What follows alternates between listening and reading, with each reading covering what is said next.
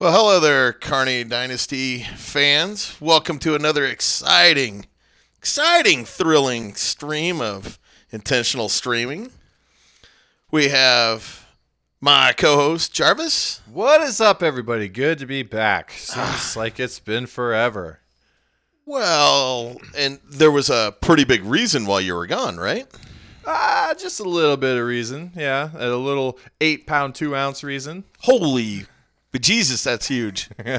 Yeah, for those of you who don't know, had a little baby daughter born a week ago today. Everything went great. Ended up, having to have a C-section rather than natural, but that was the only road bump that we hit.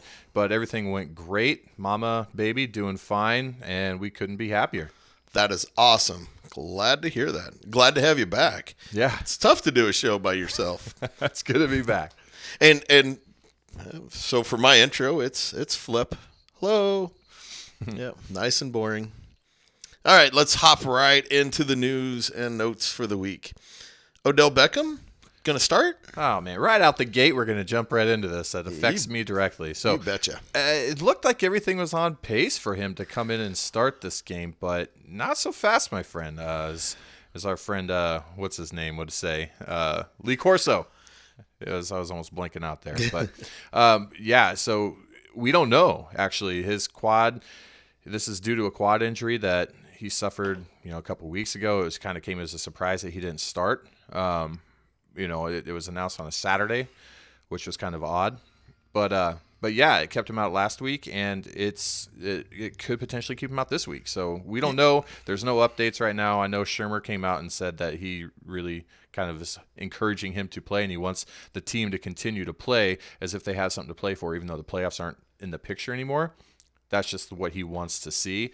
But if this is a true nagging injury, you don't want to risk that on the $95 million man, right? Well, not practicing on a Wednesday, boy, that's a big red flag. Sure is. So we'll have to see.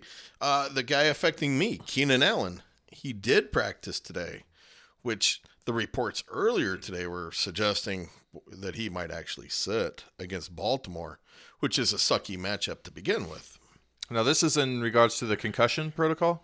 No, this was his hip. Okay. So it looks like he's going to be all systems go. Helps out Phillip Rivers as well. Melvin Gordon, for you, going to start. Thank you. He did practice in full. I think he practiced in full yesterday, too. I missed you, Melvin. Yeah, I bet you have. Now, question is, and I haven't really seen much on this yet, is if Eckler's going to play. I saw he did. Did he have a concussion as well? He did. Okay, so it was a 2-injury deal. I sure would think that since he played, but then got the concussion, that he would actually play. Yeah, and if he does, it really, honestly, it doesn't bother me that much. I mean, he's been healthy all year. He's never really eaten much into Melvin Gordon's timeshare there, so he's a change of pace guy to give Gordon a break. So I'm not too worried about it if he plays or not. Now back to me. Boy, James Conner not going to play. He said today he's still not ready to return. So high ankle sprain, absolutely. Those are the tough ones too. Mm-hmm. So that's a big blow. McCoy limited Wednesday. Again, me. But it is looking like he's going to play. I mean, he's going to have to. Didn't they lose every single one of their running backs that they had on their roster? Yeah, the other guy, Malcolm Brown, I want to say was his name, broke his arm. They do have Chris Ivory, but he didn't play last week. Mm-mm. So is he going to be healthy enough to actually play? Frank Gore, Mr. 35-year-old, done for the year, sprained foot. This is a guy who, at 35, still rushed for almost 900 yards this year. That's crazy. He's just all reliable. He does, and that's splitting how much time with Drake and the Balaj kid. Mm-hmm. He's getting his. I don't know what it is about the coaches in Miami, but I think that they all secretly hate Kenyon Drake. I think Lamar Miller was there before. I think they just secretly hate winning and running backs. I know. I don't get it. Tyler Boyd out. It definitely does not help Jeff Driscoll out one little bit. Not at all. He likes Tyler Boyd. Yes. Nick Foles is going to start as they apparently have shut down Wentz. That should have been done 2 weeks ago. I really feel that way. Like watching him play, you could tell something was wrong, and it's coming out that it's a vertebrae, a back issue. So that wasn't anything that heals within a week's period of time. So the way he was moving around and playing led me to believe that this injury was sustained not just last week, but 2 weeks ago. I'm not sure. 3 weeks ago, maybe. I'm not sure if they caught it. That was a thing. I'm not sure. Because it's. I'm guessing it's just like a small crack or whatever. Really, if this would be in, let's say, if this was Tom Brady, would Tom Brady be playing this week? Maybe. But they don't have anything to play for. And the way that Wentz was playing, it's actually, I think, a good thing that Foles is coming in. He's playing better than him. Yes. And I think that he improves their chances to win coming in off the bench versus a hobbled Carson Wentz. Absolutely. Tennessee Titans lose cornerback Logan Ryan for the rest of the year. I do point that out, with a broken fibula. Again, my defense there has been pretty stellar. Threw up 20 last week. He's been really good since being acquired in the offseason. Now to my Steelers. Chris Boswell keeps his starting gig for the rest of the season. Okay. So, in case anybody hasn't heard, this is a story that I was talking with Flip just a little bit ago before the show started. But Steeler Nation, obviously not too big of a fan of Chris Boswell. And so a group of them, they dug up a whole bunch of his old tweets dating back like 6, 7, 8 years ago, however long ago it was. It was a while ago, back 2012, 2013. So I guess it's like 6, 7 years ago. But these tweets consisted of a lot of like offhand remarks, jokes that he was throwing out there that kind of had a homophobic slur to them, kind of poking fun, throwing offhand comments out there in attempts to get him kicked off or released from the team. Flip, what are your thoughts on that? Makes me want to drink a beer. Yeah. I like I was telling Jarvis before the show, I've wrote for a Steelers fan site for 2.5 years now. And, the Steelers fan base is just like any other fan base. They get mad about not winning. They get mad about poor performances. And unfortunately, they're going to drag up whatever kind of muck. Boswell's been terrible. 59%.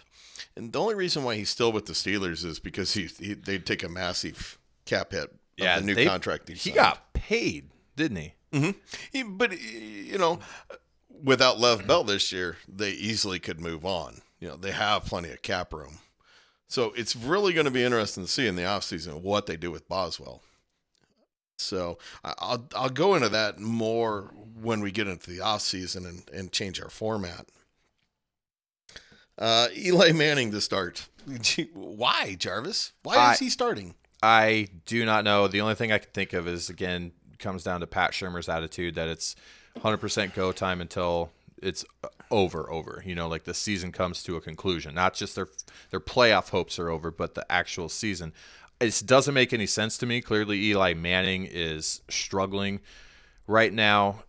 Get a guy in there, a younger quarterback. Get him some experience. Have him play these last 2 games. You know what I mean? Like, I honestly, I don't get it. I just don't get it. No, it's baffling. It'd be a little different if, I don't know, maybe if he was not 37 and, I don't know, was a little bit better than he is right now. I mean, he's not a good quarterback. This is not Eli Manning of 10 years ago. This is Peyton Manning of being 41. Yes. Ito Smith done for the year. Now, that actually helps you out if you start Tevin Coleman. Yeah, I can't start Tevin Coleman. No, he's had some good games though. Yeah. Honestly, he's played a lot better the last part of this year. Where he kind of disappeared and actually was just, I mean, just brutal. Given the whole timeshare when Devonta Freeman went down, it was like, okay, it's Tevin Coleman time, contract year, go out there, earn that money, and he's done nothing with it. But you got to give it to him. This last couple of weeks, he's played really well. He's running hard. It's good to see. So I don't know, but I mean, I'm not going to start him over Phillip Lindsay or Melvin Gordon, so he'll probably stay on my bench this week. Good points. Good points. We'll see if that's a mistake or not. Yeah. Aaron Jones lands on IR. We'll talk a little more about this later on when we go through last week's review, but that definitely hurts Will and hurts. The Packers were out of the playoffs, so it doesn't really matter there. Kerryon Johnson to injured reserve. I actually missed what the injury was. Did you read about that? I think it's his ankle. I'm not 100% sure. Okay. Who had a very good rookie year. Yeah. Nothing stellar, but definitely a career to watch there. Yeah, I'm a big fan of his. I just think he's just a good looking running back. Runs hard, can catch the ball. I like him. I like the way he plays. I think he's got a really good future, and I think that they're doing this just to save him. I agree. Cam Newton being shut down for the year. Now, this is a guy that he should have been out weeks ago. Yes. Weeks ago. He hasn't looked the same in like 4 to 6 weeks. No, and what's so infuriating about that whole deal is that the team didn't come out and say anything about it. But if anybody with like 2 eyeballs that were watching him play could tell he was not healthy. He was not throwing the ball the way that he's capable of doing. You could tell that in his throwing motion, the lack of velocity on his passes. They brought out Hankey to throw a 50-yard Hail Mary at the end of a game because he couldn't get it farther than 35 yards down the field. They should have come to his rescue and protected him and got him out weeks ago. And what was that? That was almost 3 weeks. That was 2 to 3 weeks ago. Exactly. When that occurred. Julio banged up but questionable. He plays. Yeah. He's a gamer. Graham Gano. Yeah, I'm going to throw a kicker on the IR for the Panthers. Aaron Rodgers. They're going to shut him down for the year? I thought I saw something today that he was going to play. I think he said he was going to play, but we'll see. We'll see how much control he has over that. I'm not sure who the interim is right now.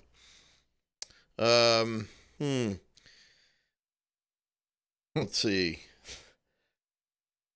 How do I delicately never mind. Yeah. How do I put this? I can't say it. I'll say it for you. Vance Joseph, get out. Can we please get rid of this guy?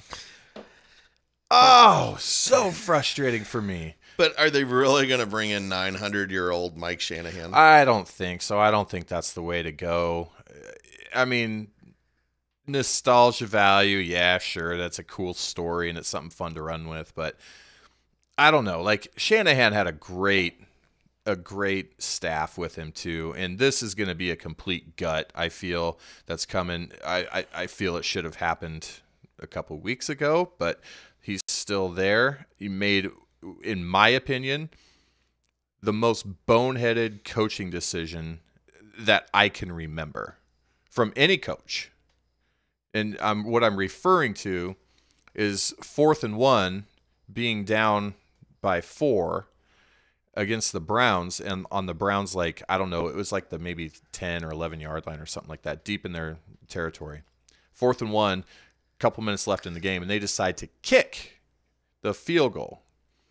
Being conservative. Yeah. So yeah, we were down by 5 because that put us down by 2 because they're like, oh, well, let's just kick a field goal. We'll go back. We'll kick it. We'll hold them. They'll punt, and we can come down and kick a game-winning field goal.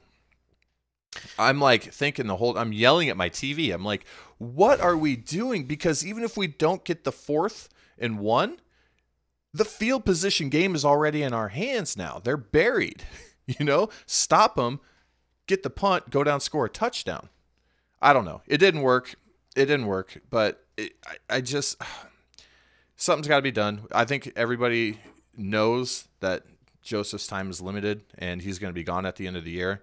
I just think it should have been 2-3 weeks ago. Losing against the Browns, and like I've said this all year long, that the Browns are not the Browns of old. No, and it wasn't necessarily the Browns. The one that really upset me was going on the road to a 2-10 San Francisco team who was starting their third-string quarterback and their fourth-string running back.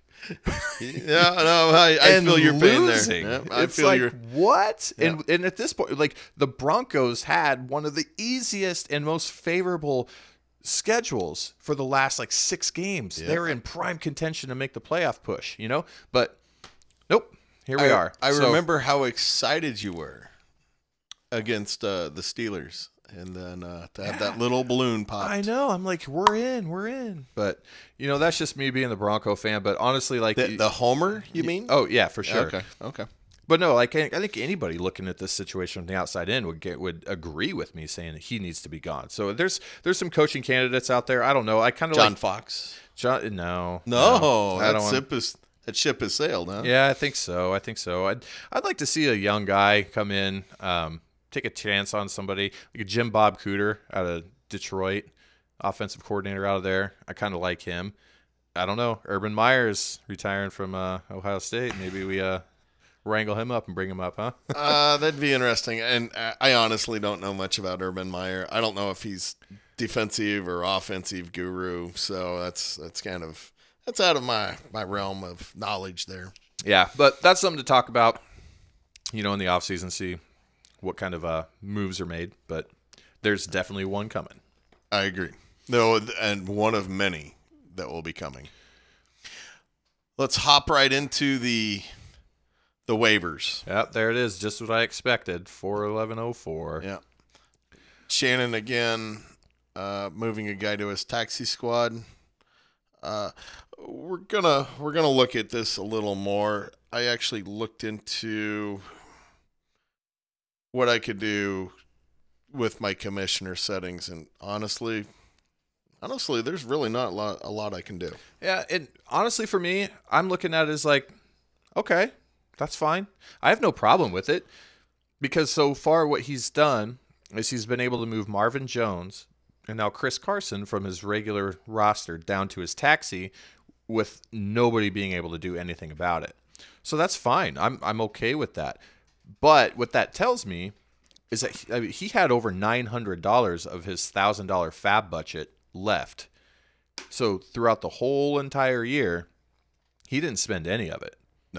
No. So he didn't make any moves to make his team better during the year, and he has that all left over at the end. So it's one way to approach it. Maybe you just save all your fab budget to be able to do that at the end of the year, but if you get 2-3 people doing the same thing, that plan is not going to work out. Because you just need one person, along with you to have that budget, and then your whole plan is foiled. So for me, I'm the way I'm going to approach it is I want to win every single week, every game, every week, and I'm going to do things that I need to do. If that means spending my fab budget, which I didn't actually spend all of mine this year, but if it means spending more to increase the chances of winning every week, rather than looking forward to next year, I'm doing that. You got to win. You got to want to win now. I just see it as a little shady move. We had an issue with Bill a year ago, making questionable moves, and we actually changed the rules because of that. The problem is I don't think we can change the rules because of how the system is set up. Yeah, and I don't, and honestly, nor do I think we should. Okay. And that's just my personal opinion. Yeah, and that's something that, at our meeting, guys, we can talk about and discuss, put to a vote. So, you hear it here, Flip's kind of on the side, it's, and I agree with him, but I don't think there's anything wrong with it. Okay. Gary snagging Jamal Williams, and oh boy, Gary, you got lucky here, and I'm not sure. We'll have to see how the rest of this plays out. I'm not really sure why you ended up with Jamal Williams over Kalen Ballage. Well, he bid the same. And because is it round 1, round 2 thing? He's got them both in the same round. Now it'll be interesting to see if further on down if he picked up Balaj. I don't know. I'm guessing because he had Williams listed first, and then he had Balaj. Now, if he would have switched that around and kept the $75 the same, I guess it would have taken Balaj, and that would have given me, Jamal Williams instead. So, oh wow, do you see what I mean there? Yeah. Oh no, Will would have got him. Oh, if you look down a little bit further. Yeah, he put in for okay. 452, but so, and that's the thing, guys. You can't put in for the same amount in the same round. That's not going to work. It'll just. I mean, I guess it could work. It's just not a practice you want to. You definitely don't want to do that. Further on down, Robert Foster. It's a good move. I like it. He's playing well. Yeah, he's probably a taxi squad guy. Yep. And I love this. Luke is wearing the dress next year. But look at this. He's in on every player so far. Mm-hmm. I like that. Jano gets picked up. Hey, yeah. But did he lose Gano maybe? I seen that he dropped Carolina D, but he might have had Gano on his team. Tyrell Williams, I think that's a great pickup. That's a guy with potential. The only problem is he's just kind of buried. And he's putting him to his taxi squad because he dropped Rudolph. And I call Rudolph Rudy. I'm not a big fan of Rudolph at all.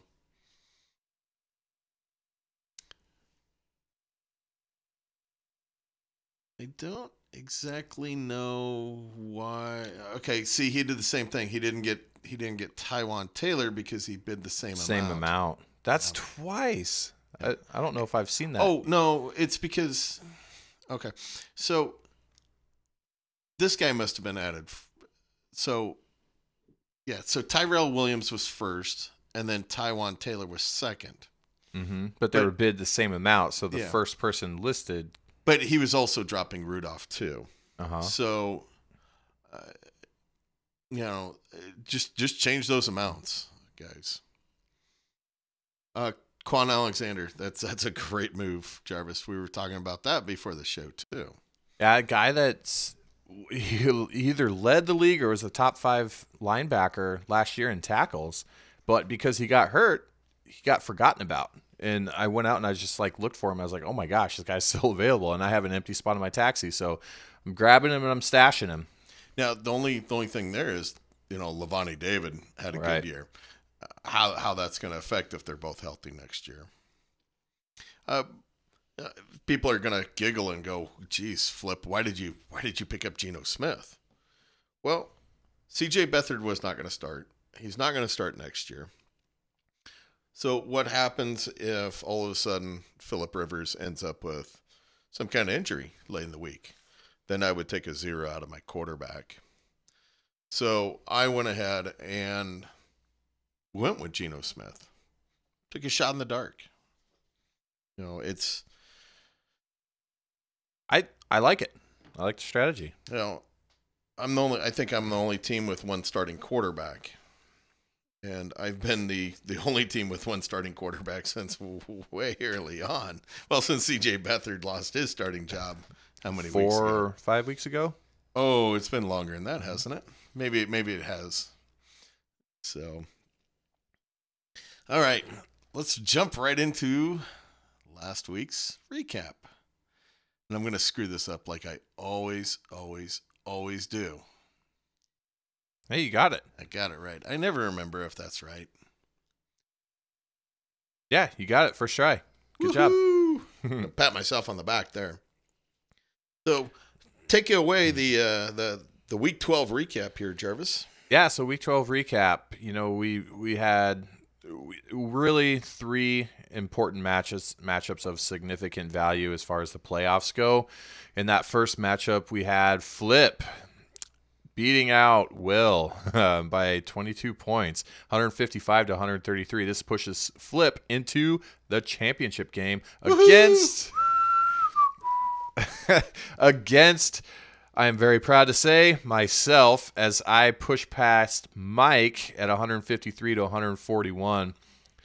Absolute nail biter in my opinion between him and I. I thought I was 100% chance going to lose that matchup going into that. I have one quick question for you. Yes. Are you playoff final baiting our teams here? You remember when we were? Yeah, I know. We got accused of the roster baiting. Yes, we got accused of roster baiting way early in the year by Mr. Torrey. Oh, you're gonna call him out. Yeah. I was gonna dance around that. Nope. We'll bring it up. Oh, okay, yeah. But no, I'm trying not to, but I kind of have to because it's just the way that it ended up. I'm out here saying I did not expect to win that game. If you look down at Kroll and Steffen's matchup, they're 157 to 141 with Steffen coming out on top of that.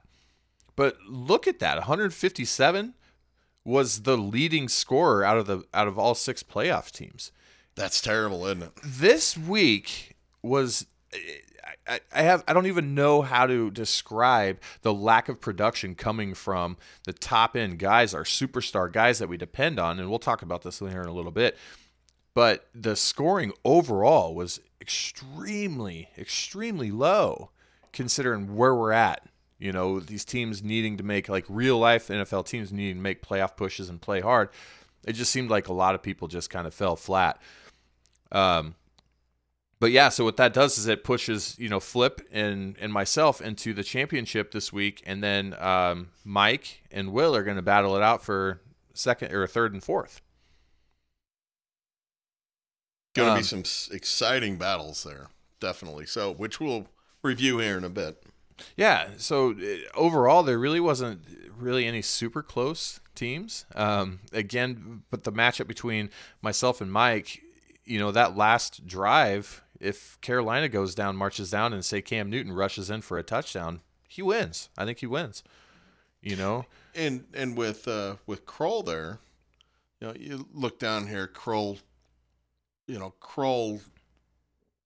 didn't have the production out of his triplets again, which is just terrible for him. I mean, they really let him down. 2 out of the last 3 weeks, they stuck him into week the first week before the playoffs, week 13, and where they really took a dump that last week, and for the most part they did again this week. Do you think that's because Sean Payton is trying to just be too cute, try to outsmart everybody, be the smartest guy in the room? No, instead of just legitimately, okay, you've got these superstars, give them the ball. These guys were not touching the ball at all in these last handful of games. You got guys like who's the dude? Kirkwood's coming in, Austin Carr's coming in. Then in the one of the biggest plays of that game against Carolina, and the time that it mattered the most, what do? They run a reverse and give it to Tommy Lee Jones or Tommy Lee Smith or whatever is Tommy Lee Lewis. Yes. They give the ball to him. What are they doing? Give your superstars the ball and give them an opportunity to make plays. That's what they do. But so you've got to be frustrated if you're Kroll, because these guys are top end performers and have been all year. And as of late, just. But the Panthers D really is not. I don't think they're as bad as that 21st ranked. There, I think they were playing a better, 23 of 35 for 203. That's absolutely nothing special. The one interception. That offense flows through Drew Brees, and that offense did not flow against Carolina. Not at all. Not at all. You've got 3 superstars on your team. That's inevitably going to be anybody's Achilles heel. If they produce and they perform, you're sitting good. If they don't, you're in trouble. I completely agree with you. But hey, bright side though, You know, there was one team that rose above the low scoring for the week. This was the cream of the crop. And it was last week, too. High score last week. Tori, my man, putting out a 194-point performance. And there it is. There's the Graham Gano. Gooser. Yeah, and that's why he picked up the kicker this week. Yep. Mm-hmm. Good move there, Tori. Way to still be looking. Yeah, absolutely. And Tori would have been over, good chance he'd been over 200 points this week. Oh, should have been. And that's even taking a 7 out of Woodyard and 9 out of Eli. So yeah, he had massive performance again, 2 weeks in a row for Derrick Henry, getting it done, running like he did at the end of last year. That got his draft capital so high this year that has let so many Derrick Henry owners down. Well, he gave up Lev Bell for Derrick Henry, and if Derrick Henry could just do this, I don't know more than 2 weeks out of the year. That is what's so mind-boggling to me, because when you looked at him last year running the ball like he's running right now, you're like, this guy's going to be a lock for a top 10 running back this year. And it's been so far from that. But he's running like we saw him run last year. So this has to give Tori some optimism going into next year that he's going to have a potentially legit running back on his hands that he can keep. So that's good news there. Mike Williams balled out for him. Alshon Jeffrey. And look at that. Levante David, we just talked about him, linebacker from the Bucs. 23 points out of a linebacker. Huge. I mean, that's impressive. And David, I actually looked at this earlier today. 10 tackles, 2 sacks thrown in there. That's a hell of a game right there. Mm-hmm. And that's against Baltimore.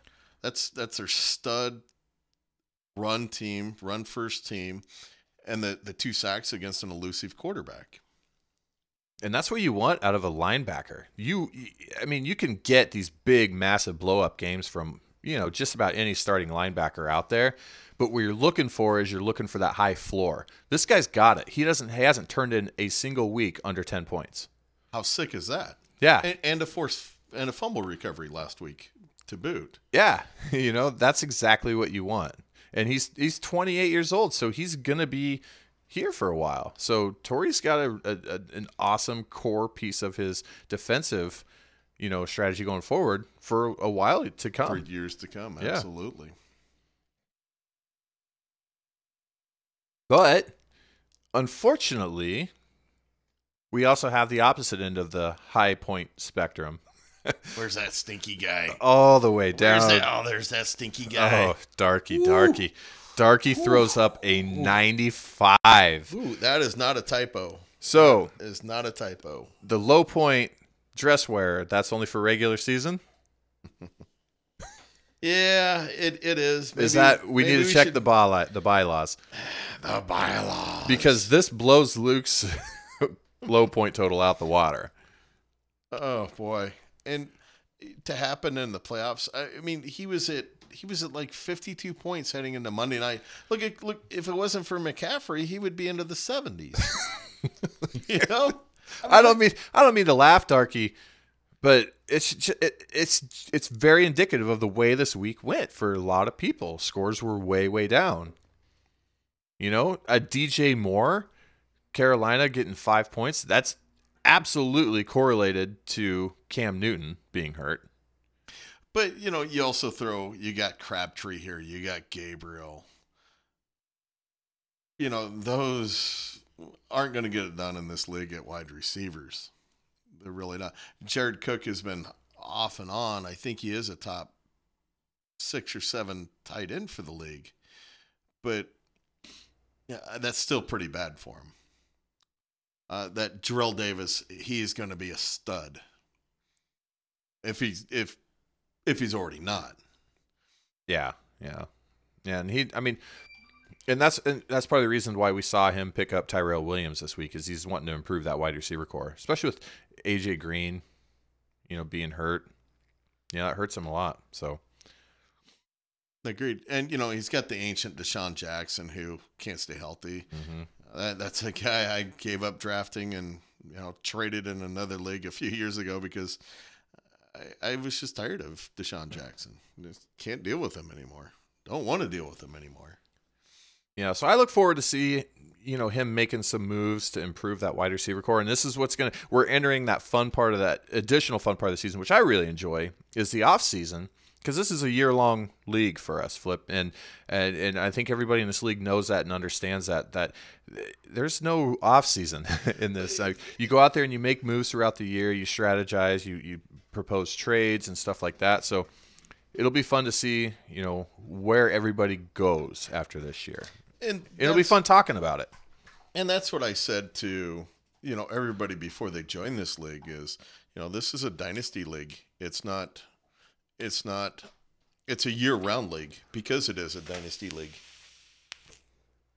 So, I know Gary sometimes doesn't want to hear that, football talk year-round. But, I've made perfectly clear that it was a dynasty league and that it's going to be year-round. So that there's going to be chatter about it. Sorry, my dog's chewing on. Come here. Lay down. Sorry for the animal interruption there. Otherwise, you're going to hear him gnawing on a deer antler for way too long. One that Flip killed with his bare hands. Yes. Or I had collected from a good buddy in Colorado, one of the two. Yeah. So, yeah, it is a year-round league. And that there is going to be chatter about this league. There's going to be trading. There's going to be adding, and there's going to be dropping of players, the trimming of the roster, the trading of the draft picks. That's what makes dynasty leagues so fun. Absolutely. One thing that we haven't covered yet is the chase for the $300. Ooh. Boy, I don't know if I'll double check it after this week because I was kind of doing it fast when I calculated this out. But I have actually cut the lead from Will down to 42.68. Boy, a month ago I thought I was buried when I was down by about 120 points. And I've just slowly whittled away. The problem is it's been too slow. Do you think this has like the phrase "every game matters"? Every single point matters. Any more relevance than this? This is an amazing statistic. Thinking about going back 3 years ago, like every single week, every matchup, every point matters in this chase. This is 47 starting lineups we've put in so far in the 3 years. That's not even a point. That's not even a point a week. Difference there. It's a marathon, not a sprint. So that just shows how important it is to not screw up your lineup, to always put in your best players, to check those Sunday rosters. Geez, maybe even to carry 2 kickers on your team. I don't know if I won't go that far, but hey, this is a good eye opener for everyone involved. That hey, I know that most of us, all 10 of us, aren't in this running. All of us outside of Will and Flip for this year. But guess what, guys? This next year, that all starts over, and we go for another 3. Yes, and even Luke has a chance, doesn't he? Absolutely. Luke has a chance. He'll be wearing his dress when he drafts that team for the next go around. But he's in absolute contention for it. Yep, he's in prime to get a good pick this year. As of right now, and I don't have the totals in front of me, and I don't know if you have them calculated out or not, but I'm pretty sure right now Torrey is in line to get that number 1 overall pick. We'll actually go over that. I meant to bring this up at the beginning, and I forgot. I'm going to throw out some fun stuff at the very end of the podcast, and that's one of the things that I was going to throw out there. We could go over it now if you'd want.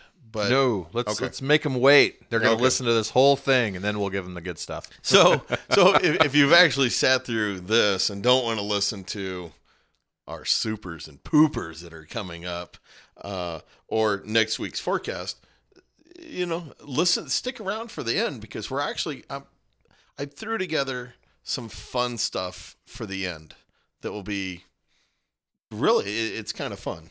I think at least, but I'm a huge nerd though too. And full disclosure, I don't know really anything about what he's going to be covering, so this is going to kind of come as a surprise to me as well. I did this behind his back. He. Okay, well, since I brought up the word supers and poopers, let's get into our supers and poopers section. Super this week. Wow, so many to choose from in an outstanding, high point getting, full throttle week. I was able to find one, Flip. And I'm sorry, Tori, I'm going to have to roster bait here a little bit, but this goes to DeAndre Hopkins. No surprise. No surprise. And I have to give it to him because he had 10 receptions, 170 yards, 2 touchdowns on 11 targets, 39 points. Do you know how big that was for me and how much that helped me propel past Mike in this low-scoring week? It was huge. So I don't think that I could have given it to anybody else. Looking at the rosters and the close, like I said, we didn't really have any close matchups. But if it weren't for him, I would not be where I'm at. So, no, and that was huge. And I would tease you that you're picking your own guy, but really that was, if he has a mediocre game, you're not in the finals. Mm-hmm. And I think that's a big reason for us to choose some of these supers. Is for that given reason. Absolutely right. And like I said, I don't try to make it a habit to do that, but I found it fully appropriate this week. Now, me saying that, I'm going to go completely against what I just said. I'm swimming upstream here because for me, this is more of kind of like it's a fun show. Mm-hmm. So I love this one, by the way. I love it. So my super for the week is Kaimi. Do you want me to take it? Fairbairn. Boy. No, what I want you to do is I want you to look at the itinerary and I want you to say his name there. John Christian. Now say the rest. Oh, wow. Okay. This is the first time I'm seeing this. Okay, so John Christian, Kaimi no Ialua Makea, Aiko Ke Kuma Pa Kaimi Fairbairn. Okay, now so he's Hawaiian. Yeah, absolutely Hawaiian.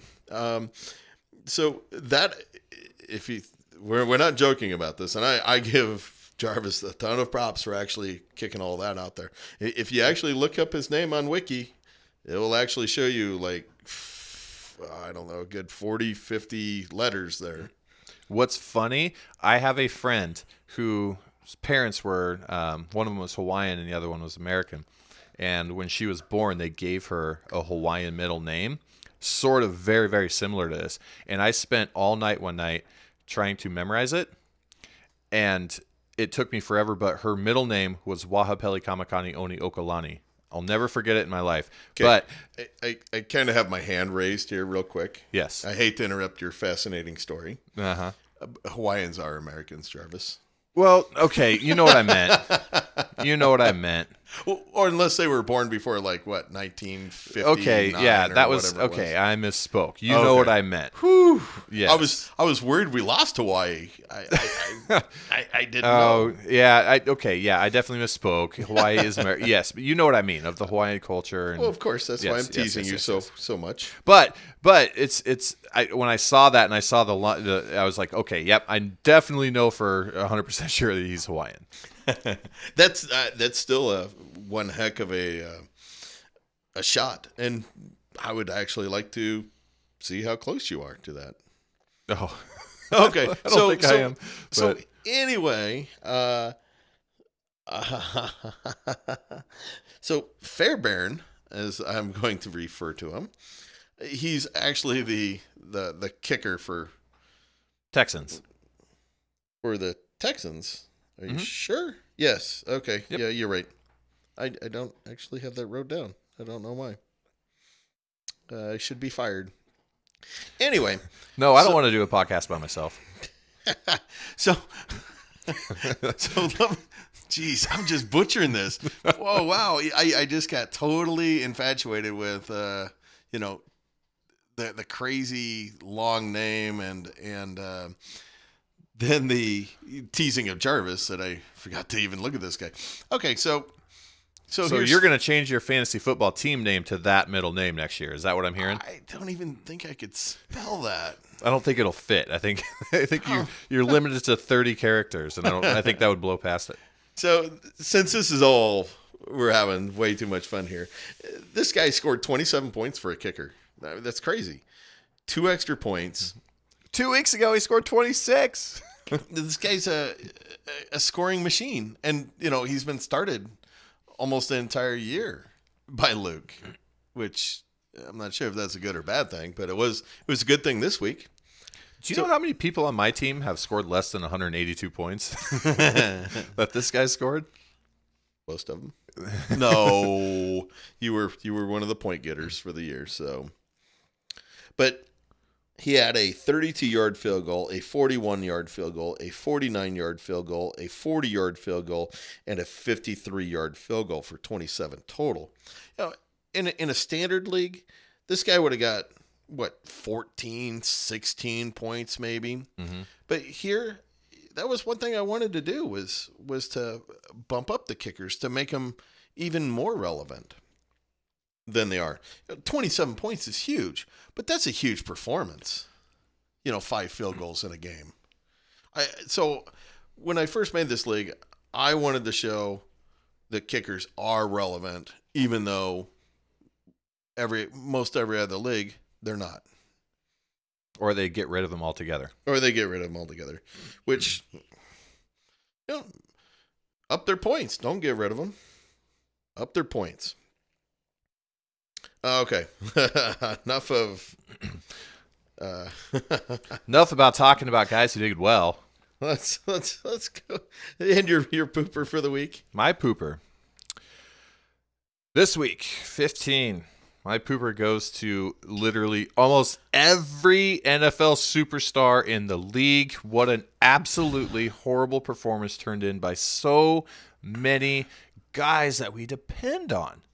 This just struck me as such an oddball week and an anomaly where most of our guys they did not show up, whether it's injury or for unexplainable reasons. They just weren't there. And what's so frustrating is it's such a disappointment to have, 2 people, you and myself, move on to the championship game who didn't even score over 160 points. When you look at the year-to-date averages, like what we average, most people in this league average 150 or above. And a lot of us average 180 and above. To have 2 people go onto the championship game in the weeks that matter the most, to have everybody turn in sub 160 games, it's just it's frustrating, you as a fantasy football team owner, Flip, you study, you make the right roster moves, you free agent moves, you play the matchups, you put yourself in the best position to win, and then seemingly it just whenever, everybody lays an egg. The whole league. Everybody lays an egg. The whole league almost implodes. A lot of this can be, looked at because of quarterbacks. I mean, you look at so many of these quarterbacks under 10 points. None of the quarterbacks really blew up for the most part, except for Watson and Hopkins for the most part. Mm-hmm. But for the most part, that makes me want to drink another beer. Woo! But what I'm saying is, fantasy owners out there, guys, you all did what you needed to do. Don't put this on you. Don't feel like you made the wrong decisions, because in most cases, the right start-sit decisions were made based off matchups and everything like that. You can only do so much as an owner. The rest is up to the players to perform. Agreed. So don't feel bad if you didn't get over 150, because not many of us did. No. What was there, 4 or 5 of us that got over 150? 4 of us? Yeah. And in a 12-team league where one person gets over 160 points, again, kudos, Tori. But, wow, what a disappointment. I mean, you could go up and down every person's roster and list 3 to 4 poopers. My pooper for the week, and I'm going to put this on. I'm going to put this on Dak Prescott. You have to. 24-39, 206, and an interception.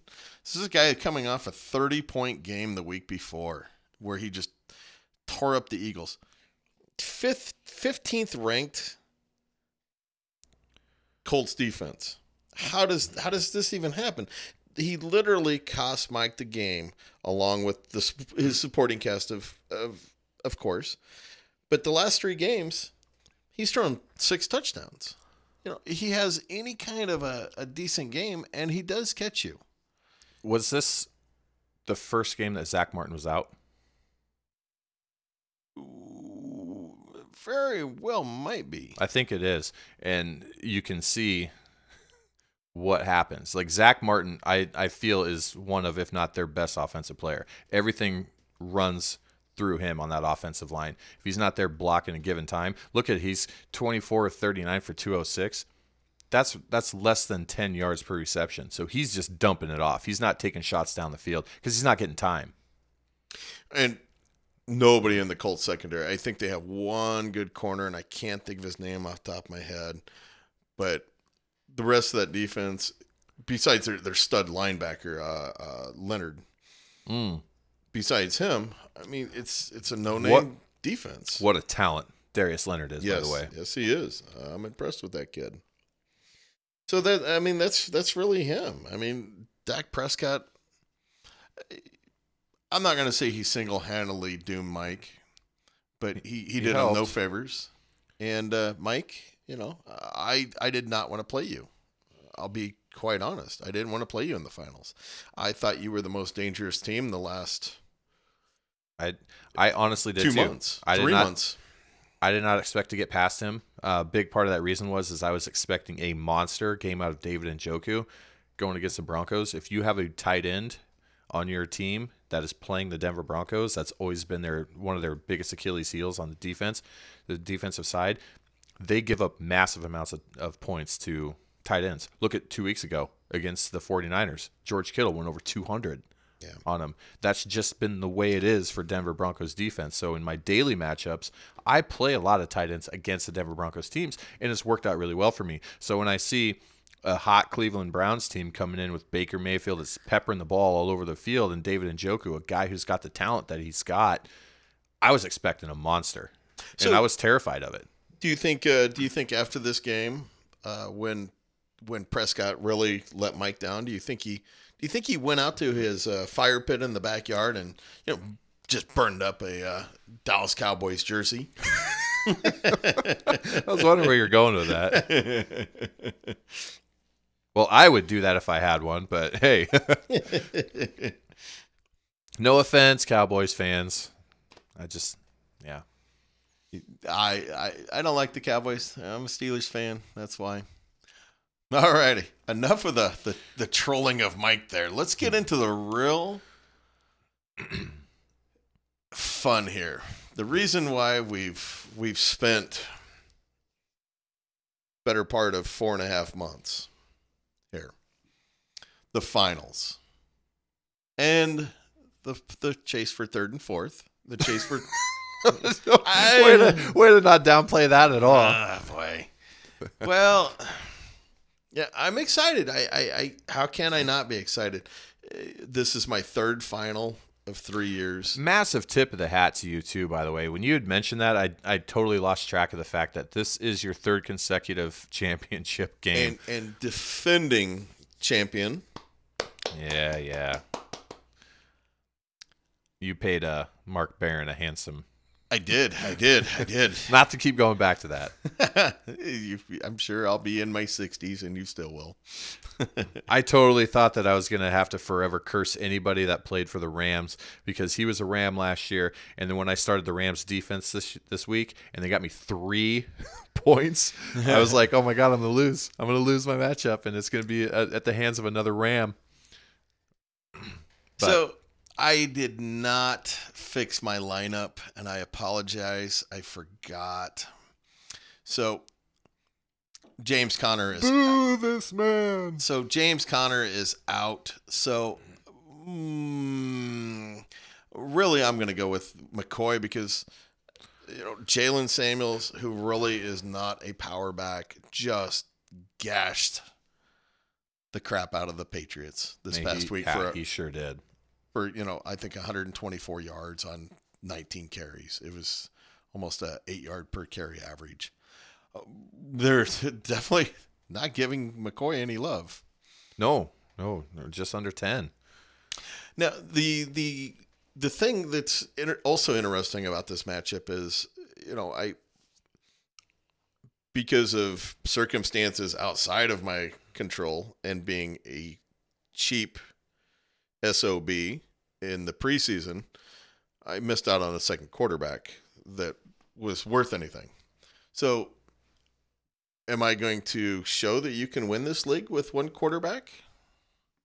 It's possible. It's very possible. Or is Jarvis going to rub my nose in me being a cheap SOB that tried to lowball his way into some of the better quarterbacks of the league?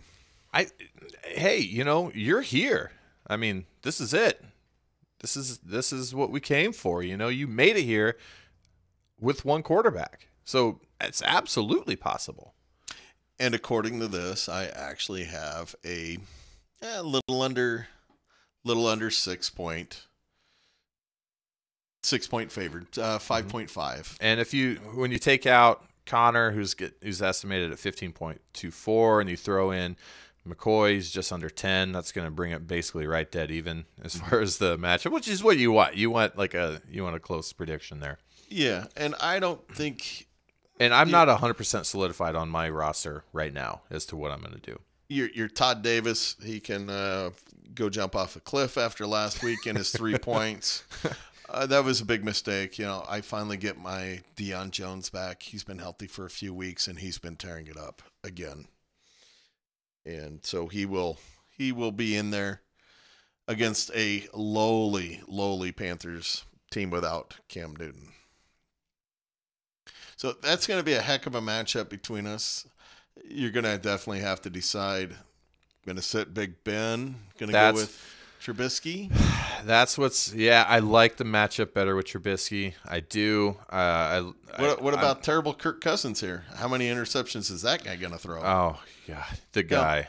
He had 17 points last week. He had a good game, but, still another interception. Just touchdown dependent there. I honestly think when it comes down to it, I might end up going with Trubisky and Ben. I particularly don't like the matchup with Ben against the Steelers or the Saints on the road in New Orleans in a game that they need to win. They're going for that number 1 seed, man. They're going to be playing hard after this letdown on Carolina, and the home road splits is a real thing with the Saints and Drew Brees. So, but with Big Ben and the Steelers, this is very well could be a must-win. Yeah, it is. So for that NFC North title. Yeah. So I don't know. I'm still kind of kicking that around. I really honestly think I don't think I could live with myself and sleep at night knowing that I threw Ben on my bench. I'd rather lose with him playing than lose with him sitting. I don't know if that makes sense, but now if Beckham doesn't play, who are you going with there? I have to go with Deshaun. You're going to homer it again, huh? I have to. I mean, can't start Chris Conley. No. Because I think he didn't. He's done virtually nothing without Sammy Watkins. It's just crazy. Which I don't understand that. So that's a guy who I expected to blow up was Chris Conley, and he just hasn't. I think a lot of people did, myself included, and he hasn't, which is a big reason why I ended up bringing up Deshaun Hamilton off my taxi, which I did not want to do. But I had no choice. I couldn't drop Chris Conley at the time because he had already played on Thursday night. So now, one thing, they're giving me a lot of love on Robbie Anderson. But he's come off of 2 huge games with Darnold back in. Which is, it's impressive to see that he's stepping up and turning in these performances with Darnold as the quarterback, because traditionally, the storyline has always been, okay, well, if McCown is in, start Robbie Anderson. Because McCown and Robbie, they get along. They're best buds, man. Like, he feeds him, and he feeds him with deep passes. So at any point, Robbie could turn in like a 4-reception, 200-yard game, because he likes those big, long, deep passes. And so. But even without the, you take away his 2 touchdowns the last 2 weeks, and is still doggone good stats for, what's going to be my flex guy. A little desperation throw. Yeah, and you would start him over, like, if you went after Taylor Hanke, who's going to be starting for Cam Newton this week. And that's kind of a reason why I even passed on him, because I would start Robbie Anderson over Hanke. Exactly, because you really don't know what you're going to get with that guy. Quarterbacks generally score more than any other position, but this is a nobody, with Hanke. He really is. So that's going to be one heck of a battle between us that, is not going to be decided until Monday night with your defense. If I play the Broncos D, this is another big decision I have. Do I play the Broncos D on the road against the Raiders, which I really like that matchup? But if you trickle on down there and you look at the Rams defense, they're playing the Cardinals. That's 20 points for. Oh, I know, right? Are you going to be a homer, or do you want that trophy sitting on your? No, I'm honestly I'm torn because of what I just witnessed the Rams do against the Eagles with Foles in. I was expecting big things there, but when it all comes down to it, I'm really thinking I'm probably going to end up going with the Rams. I do like their potential. Their ceiling, I feel, is a lot higher. Special teams, opportunities for picks. I mean, you're going to, in their defensive front, getting back there and sacking the quarterback. Like, I don't know. I'm still kicking that around. It's going to be interesting to see what kind of moves you make there. The big question is, will you make the right moves? That's it. So when you get to this position, you have multiple great plays at one position. That becomes tough, because if you just had one option, you're like, okay, I'm locked in, I'm feeling good about it. But if you have another good option, now you're teetering between, okay, do I go this way? Do I go this way? And it just drives you nuts until kickoff. Now, many years ago in the other Dynasty League, I flip-flopped a defense I'd been starting all year to play a defense with a better matchup, and it actually cost me the title that year.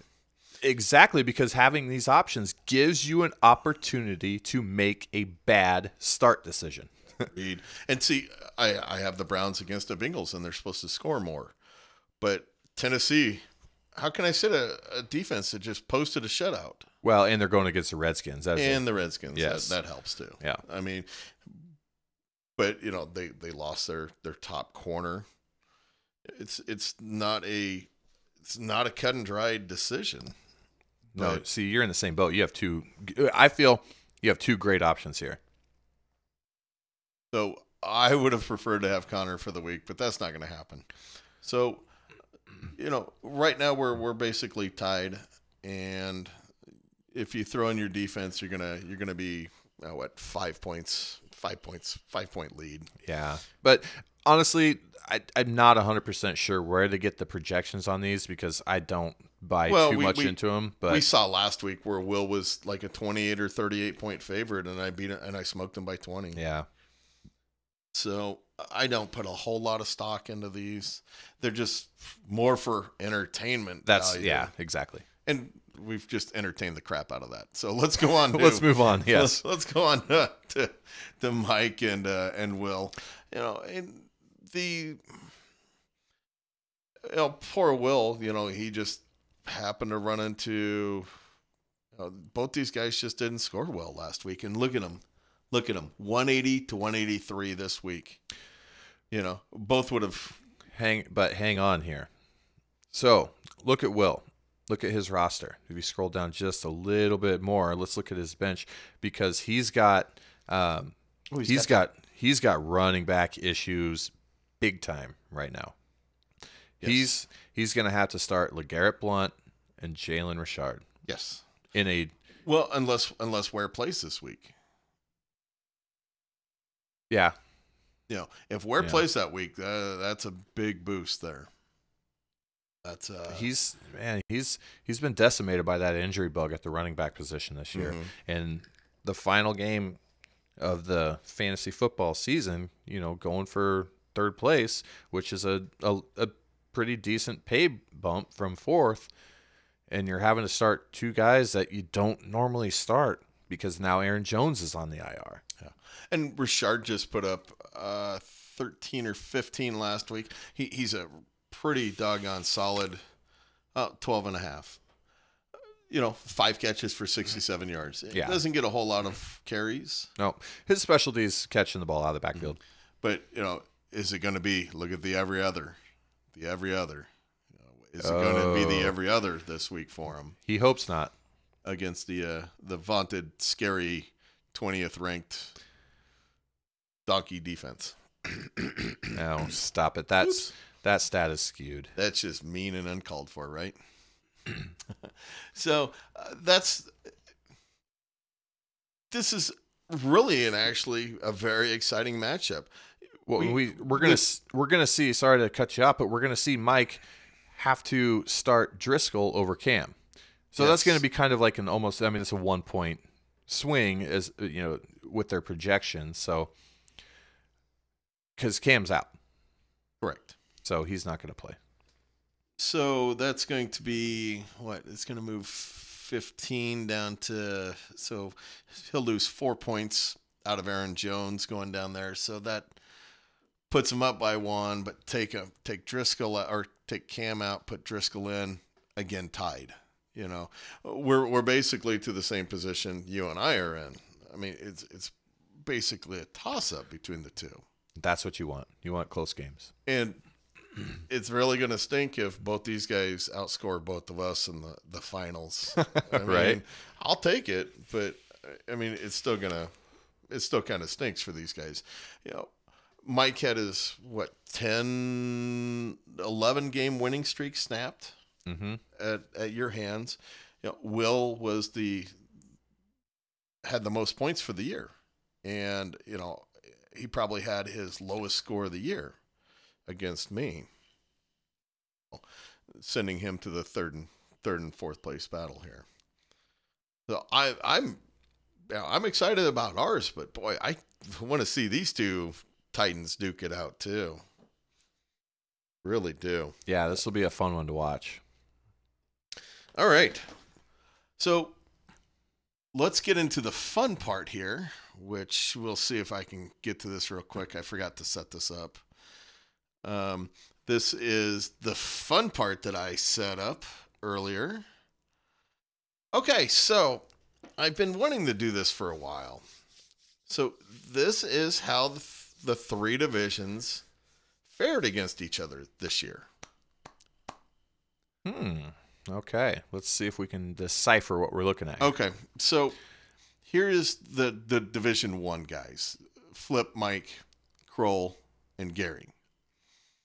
Now, when we played Division 2, which is Luke, Shannon, Will, and Darky, we went 18-14 against them. But against your division with Stefan and Tori and JJ, we actually went 21-11 against you guys. None of us had losing records against you guys. We all went 5-3 except for Mike. Mike went 6-2 against your division. I found that really interesting that we actually had a tougher time against the second division. With Mike Kroll and Gary all going 4-4 against that division. Now, one thing I want to really point out here is, look at Gary. Gary had 9 wins because he was winless in our division, but he finished 500 or above against the other 2 divisions.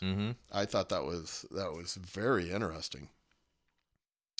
So, the middle division finished 14-18 against the other 2.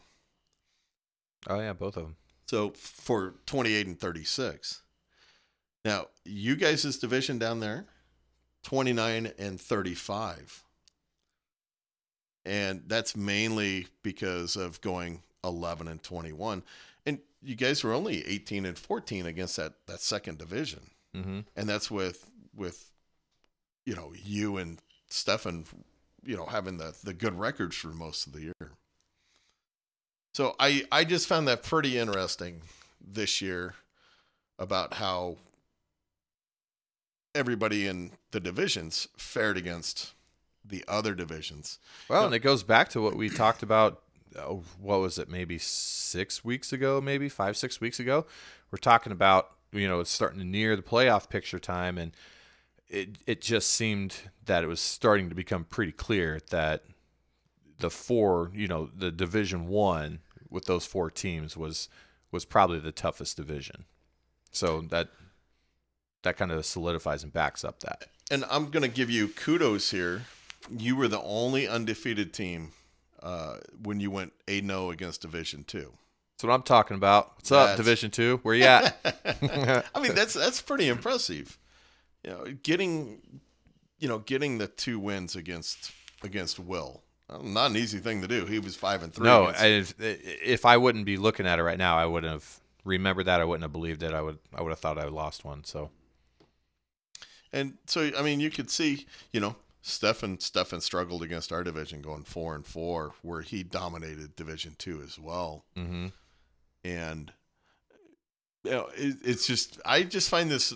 When I was doing this, I found it really interesting. I did expect our division to do better against the other 2 because I knew Gary had such a tough time in our division.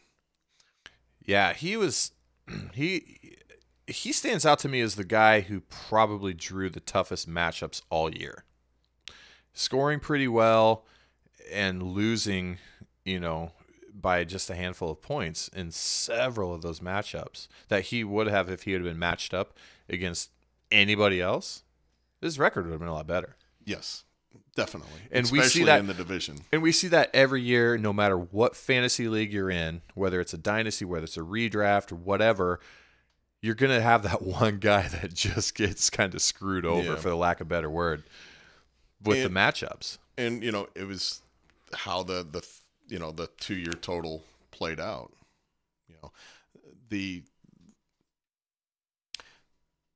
So here is talking about 2-year totals. So here is the 1-year total and how the divisions would be redrawn for next year. Oh, this is how the divisions stand for okay, we still have another year to play, but right as they stand right now, here's the other fun thing. So Will gets the top division right now. I take the second, and you get the third. And of course, Kroll stands right up there again in that toughest division again. Stefan moves into the second division, and then Shannon moves into your division. Mm-hmm. Mike, again, would be in that toughest top division. Wow. And Gary, again, stuck with me in that second division. Tori drops down to that third division. Darky, after putting up that 95, would be shuffled to that top division. And then JJ to the second and Luke to the third. But as you can see, there's a lot of closeness. I mean, Jarvis, you and I are only separated by less than a point and a half, and we're right there nipping on the tail of Will. Mm-hmm. And not to discount Kroll here, because Kroll's not that far away. A couple hundred points, that's easy to make up. These guys, they get a little tougher shot to pass, let's say Will up there. But, they're not that far behind Kroll. You're talking 40 points, 60 points, 90 points. That's really close. So I don't really know how the divisions are going to pan out, but that's how it would be if we redrew divisions right now. Yeah, that's kind of cool to look at, and that's one of the things I really do like about this league is the fluidity of that. We're not isolated, and we're not static, like we're not like cemented in our divisions. It's going to be forever changing, so it gives us an opportunity to kind of get a refresher every 2 years. And Well, even when still end up with some of the same guys, Kroll and I have been in the same division for 3 years now. and that's great because you know what that does? That forms rivalries. Yes, and like you and Stefan, the same way. Mike and Gary have been in the same division. I think Tori and Shannon have been in the same division as well. No, Tori's in the bottom division, isn't he? In the third, yep.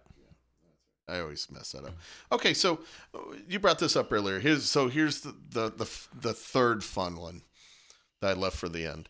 Here is the guys for the chase. Yeah. For that number 1 overall pick. Tori with a nice 20-point lead over Shannon. Man, 20 points. That's just it's not far off. 50 points above Luke. 56 over Gary. That's not out of the realm of possibilities. 56 points. We just saw Tori outscore everybody by what? 40? Well, he outscored the 30, playoff teams by 40. Right. At least 30, 35. Yeah, for sure. So you never know. Now, the chances of because look at, you got Luke and Gary, they're separated by, 5 points for that third pick. But something like that happens, they could vault themselves all the way to the top. Well, if you really look at what happened to Darky there, got 95 points. That really killed him. I mean, you have an average game, tack on 40 points. He's up here. If he had a normal week, if he had a good week, he's into the 290s. And right there, but unfortunately, he's 100 points out now because of the huge week by Tori. Yeah. So that I find really fun too. That's a lot of really cool information. I appreciate you putting that together because that's really cool to look at. It was some fun, really nerdy, and it was actually surprisingly fairly easy to put together. Well, and now it gives, a clear depiction of what those 6 non-playoff teams have to shoot for. Yes, definitely so. Definitely so. And I forgot to mention, and I apologize to Kroll and Stefan that, Stefan did end up with the 5th overall. And Kroll ended up with the 6th, and I can't find. There's the playoff bracket.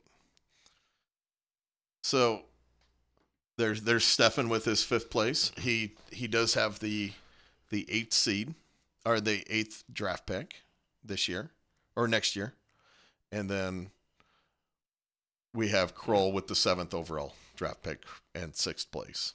So kudos to you guys making the playoffs, getting in, having good seasons.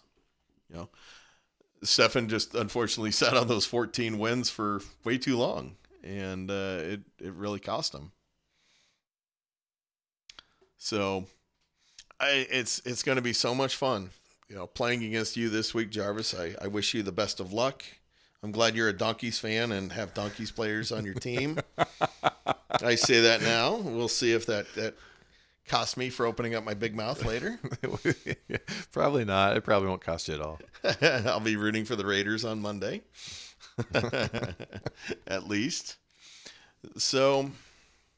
But hey, this is, final week. So just real quickly, guys, I just want to, send, a big thank you to you all for your involvement in the league and not quitting. I've been in leagues before where, after week 4, 5, 6, when people get off to a slow start, people tend to just, all right, that's it. I'm throwing in the towel. I'm done. I'm done being active in this league. Not this league. That's why I love this league so much, is because everybody is active all the way up to the very last game. We see it in the waiver wires. people putting in for bids. So I just really appreciate it. I know this year hasn't gone the way that some of you had hoped, and this year has gone better for some of the teams in here. So it's a year-to-year deal. It's a constant battle, and like we said, this is a year-long league, and I look forward to working with you all in the off season. And I wish you nothing but the best luck going forward. And again, I just want to thank you all for being a part of my favorite fantasy league.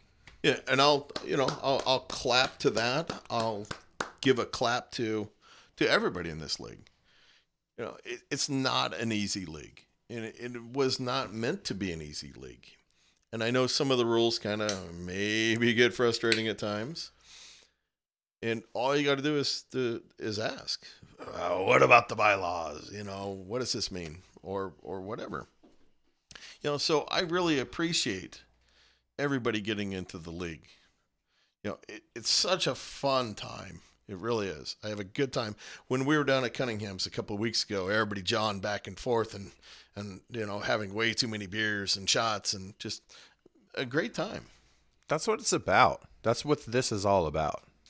So I thank everybody for being a part of the league. Thank you for joining.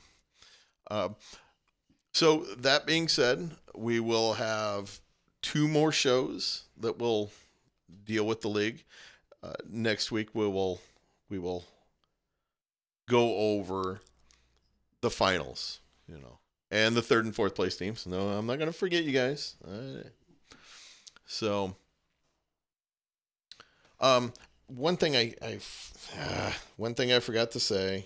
Let me see if I can pull this up real quick. So the payouts, real quick. So the prize pool is $1,740, which there's like 70 that gets taken off the top for the league. Maybe it was 80. I can't remember which. 100 goes to the high scoring week, which so far is Jarvis. I think that's going to be impossible to take down this year. 250 is just crazy huge. Not gonna hand you $100 yet, but hey, anybody can get it. You never know. Yeah, everybody's still in for that. But I do just have a newborn baby, so none of y'all go for it because I need that $100. Baby needs some diapers. Yes. I'll take some. So 100 gets carried over each year for that 300, which after this year, that 300 starts again. We talked about that. So the prize pool, the other prize pool for 1st through 6th is $1,540. 600 for 1st, 375 for 2nd, 215 for 3rd, 175 for 4th, 100 for 5th, and 75 for 6th. I'd like to really, bump that up a little bit to get some differences there. But I mean, where do you take it from? You can't really take money out of the first place guy. You gotta keep some big distance between him and second place. Winning 2 to 3 games in the playoffs is definitely not an easy thing. So just a little bookkeeping there that I thought I would throw out because I forgot to do that. So, like I was saying, we're going to do 2 more shows. We'll do next week where we'll recap the finals and the 3rd and 4th place.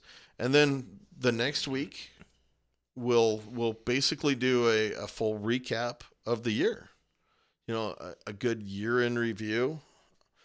Not sure how that show's going to go. We haven't talked about that yet. So, and then, from then on out, we're going to kind of slowly start to transition into just an overall fantasy football show that we can kind of share our thoughts and opinions and bounce stuff off of one another, answer some questions if you guys got questions and, want our thoughts on particular stuff. But, and hey, we're not going to rule out the fact that maybe we might come back and do a show from time to time that revisit like some of the goings on this league, because we're going to still be heavily focused on this. This is kind of like one of the primary things that got us started on doing this little project. So we might revisit those down in the, Are you saying you're not going to freak about the little guys? No, absolutely not. No. Okay. No. I wasn't sure if that's what you were hinting around at. So, okay. So that's going to conclude a fun and probably a pretty long Week 16 playoff edition of Intentional Streaming. We thank you guys. We thank everybody for listening and your support. So make sure you like and subscribe and hit that bell. All righty.